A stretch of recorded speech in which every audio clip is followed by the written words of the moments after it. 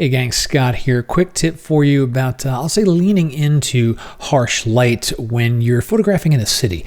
I don't do a lot of street photography and things like that, but I was walking around, this was in Denver, Colorado, had a photo of this alleyway, and it kind of leaned into the fact that the light is harsh. Here's the original shot, the unedited raw, and here's the finished product, but not worrying too much about some of the blown out highlights. But in particular, I want to point out one adjustment that I did that really drew the eye down the alleyway.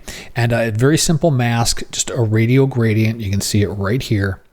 And before and after on that, before and then after. And notice that pop. Any guesses?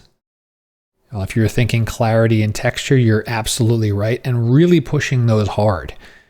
Before and after, but the key thing being focusing that attention down the alleyway so that the viewer's eye moves on down there. And because when you're doing clarity, you're going to get that big boost, especially in localized contrast.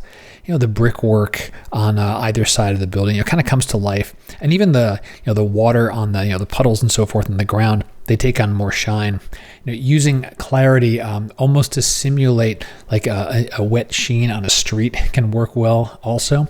But I just thought I'd share that with you since, like I said, I don't do street that often. Had this photo, made it for hopefully a nice, short, sweet tutorial.